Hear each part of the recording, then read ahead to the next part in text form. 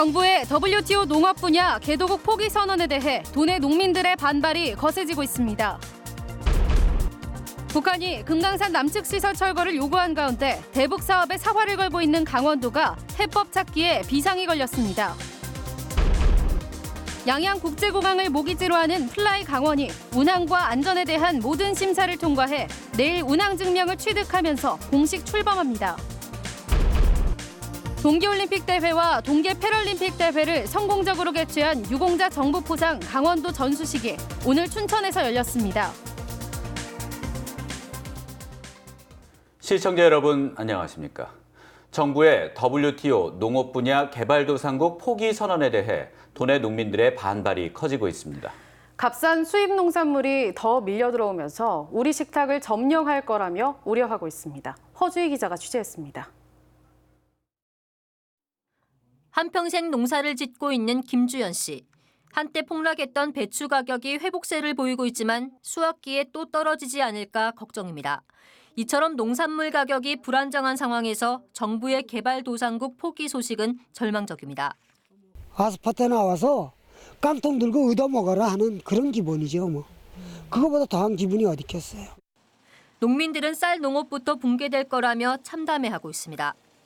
연쇄적으로 농산물 가격이 폭락하면서 농업이 위기를 맞을 것이라며 농민들은 큰 우려를 나타내고 있습니다. 정부 청사 앞으로 모여든 농민들이 격앙된 반응을 보인 지난주. 강원도 농업인들도 WTO 개도국 지위를 포기한 정부를 규탄하고 나섰습니다.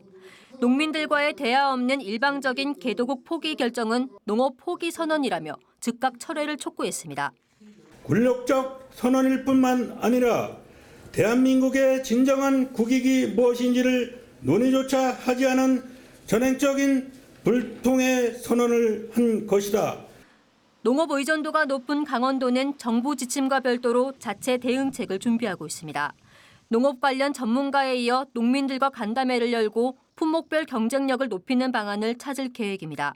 또 내년부터 농민수당을 신설하는 방안도 고려하고 있습니다.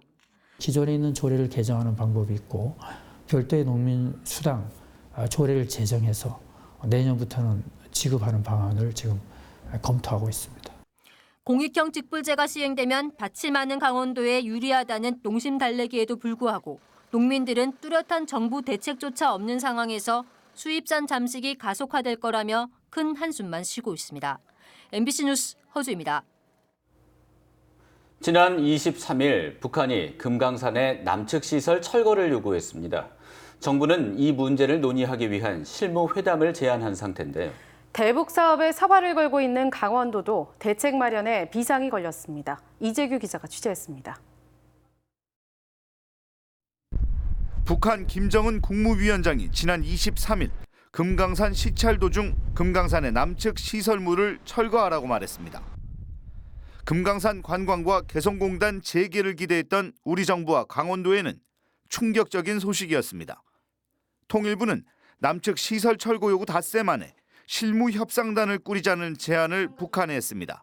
방금 말씀드렸던 것처럼 우리의 입장과 또 우리의 어떤 공식적인 제안 사항들을 충분히 담아서 통지를 하였습니다. 강원도는 이와 별도로 금강산 관광 재개의 희망을 살리기 위해 민간 부문에서 해결책을 찾을 계획입니다. 금강산 관광은 유엔의 대북 제재 대상이 아닌 만큼 최문순 도지사 스스로도 민간인 신분으로 금강산 관광 신청을 하겠다는 겁니다. 이에 대해 통일부 장관과 통화에서도 긍정적인 답을 얻었습니다. 현대 아산 측도 우리 정부와 북한의 허가가 나오면 버스 등 이동 수단을 제공할 의사를 냈습니다. 저희들이 금강산 관광 신청을 해서 구체적으로 절차를 밟아가면서 이게 왜 안 되는지, 무슨 문제가 있는지 이런 것들을 드러낼 생각입니다. 빠르면 다음 달 방문을 목표로 하고 있습니다. 지난 21일 발대식을 가진 금강산 관광재개 범도민 운동본부도 활동을 본격화하고 있습니다. 운동본부는 다음 달 18일 고성 DMZ에서 금강산 관광재개 촉구 결의문을 채택하고 27일 광화문에서 전국 대회를 열 계획입니다. 대북 관계에 있어 강원도는 정부와 미국의 작은 종속 변수에 불과합니다. 하지만 동계올림픽을 통해 평화 분위기를 살려냈듯 이번에도 개인 방문을 통해 금강산 관광 재개의 불씨를 살려내겠다는 것이 강원도의 의지입니다. MBC 뉴스 이재규입니다. 속초항에서 러시아와 일본을 오가는 국제 여객선 재취항이 추진되고 있는 가운데 해당 선박까지 속초항에 들어와 수리 작업을 벌이고 있습니다. 속초시는 최근 중국과 러시아 쪽을 방문해 현지 여건을 점검했는데 내년 상반기 취항 가능성이 높다는 분석을 내놨습니다. 김형호 기자가 보도합니다. 속초항 국제 크루즈 터미널에 정박 중인 한창 강원호. 한러일 북방항로 취항을 위해 내년 3월까지 100억여 원을 들여 수리 작업이 진행 중입니다. 이런 가운데 속초시는 최근 여객 선사 측과 함께 중국과 러시아 쪽 상황을 점검하고 돌아왔습니다.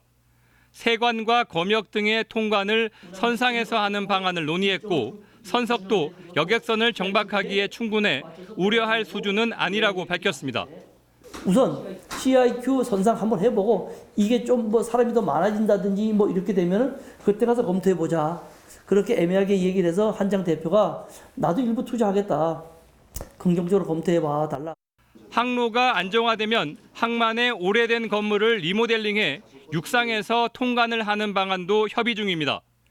김철수 시장은 내년도 GTI 무역 박람회를 속초에서 개최해 북방 교역과 투자의 교두보 역할을 하겠다고 밝혔습니다.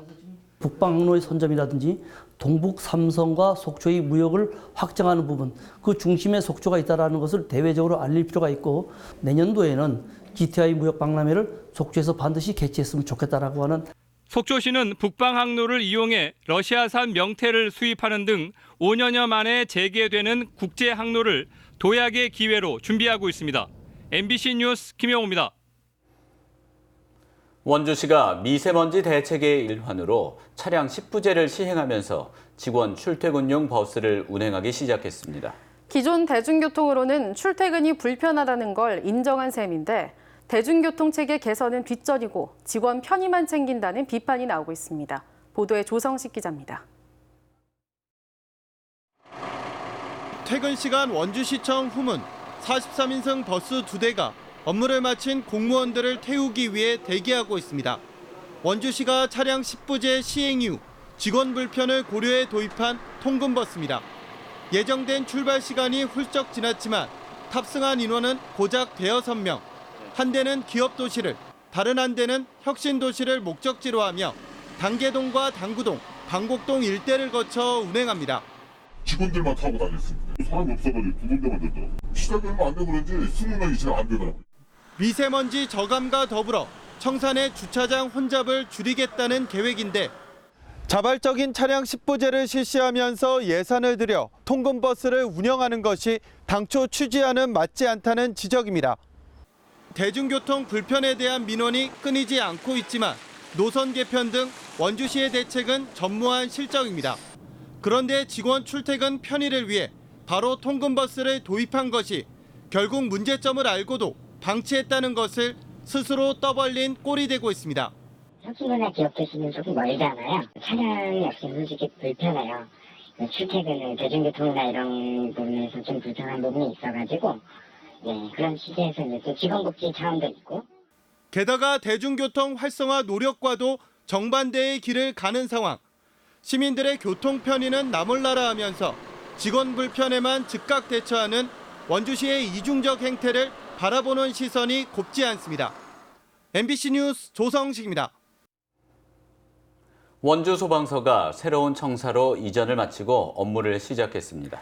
원주의 인구 50만 시대를 대비하는 중장기 계획도 준비되고 있습니다. 이병선 기자입니다. 원주 소방서가 반곡동 새 청사의 짐을 풀고 본격적으로 업무에 들어갔습니다. 지난 1991년 중앙동에서 명륜동으로 자리를 옮긴 지 28년 만에 다시 자리를 옮긴 겁니다. 연면적 4,800제곱미터, 3층 규모로 지어진 새 청사에는 직원 사무 공간이 확장됐고 민원인들을 위한 공간도 달라졌습니다.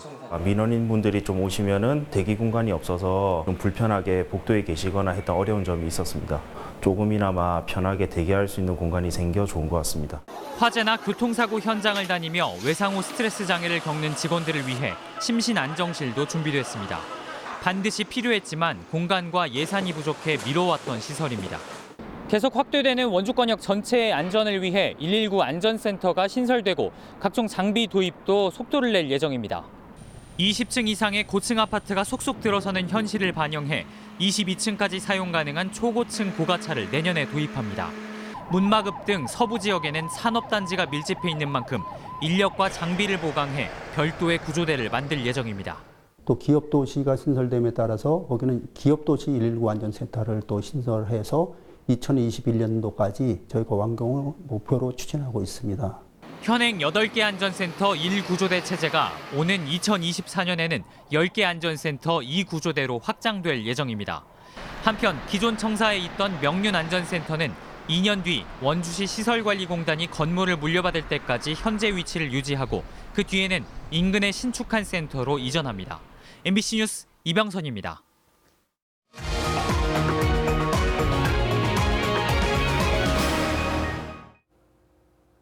양양국제공항을 모기지로 하는 저비용 항공사 플라이강원이 공식 출범합니다. 강원도는 플라이강원이 국토교통부에서 정기항공 운송 사업을 위한 운항과 안전에 대한 모든 심사를 통과해 내일 운항 증명을 취득한다고 밝혔습니다. 강원도는 국내선 취항은 다음 달, 국제선은 12월 말로 예상하고 있습니다. 항공기는 올해 2대, 2020년 7대, 2021년 9대, 2022년 10대를 도입 운영해 2022년에 국제선 28개, 국내선 3개 노선을 운항할 계획입니다. 아프리카 돼지열병 확산 방지를 위해 정부가 긴급 대책을 추진합니다. 아프리카 돼지열병 중앙사고수습본부는 우선 돼지열병 바이러스가 지속적으로 발견되고 있는 민간인 출입 통제선 지역에 광역 울타리를 설치하기로 했습니다. 다음 달 중순까지 파주와 연천, 철원 지역에 먼저 설치한 뒤 이후 강원 동북부 지역까지 확대한다는 계획입니다. 또 강원도는 철원과 화천, 양구와 인제 등 접경 지역의 멧돼지의 총기 포획도 오늘부터 허용하기로 했습니다. 아프리카 돼지열병의 전파를 막기 위해 강원도가 남방 한계선 10km 이내의 양돈농가 돼지를 숨에 도태시키려 했지만 농가들의 호응이 낮은 상황입니다. 강원도에 따르면 남방 한계선 10km 내 양돈농가는 고성 2곳, 철원 28곳 등 모두 30곳이지만 숨에 도태 작업이 완료된 곳은 고성 1곳뿐이고 철원의 한 농장이 숨에 도태 작업을 신청했을 뿐입니다. 강원도는 숨에 도태했을 경우 재입식의 어려움 등으로 농가들의 호응이 낮다며 돼지열병 확산을 막기 위해 농가들을 설득하고 있다고 밝혔습니다. 평창 동계올림픽과 동계 패럴림픽 대회를 성공적으로 개최한 공을 평가받는 유공자 정부포상 강원도 전수식이 오늘 춘천 스카이 컨벤션에서 열렸습니다. 전수식에는 127명의 수상자가 참석해 최문순 강원도지사가 훈장과 포장, 표창을 전달했습니다. 올림픽 성공 개최 공로로 포상을 받는 인원은 모두 1,006명으로 이 중 강원도 추천 유공자는 304명입니다. 상훈별로 보면 훈장은 36명, 포장은 41명, 대통령 포창 52명 등입니다.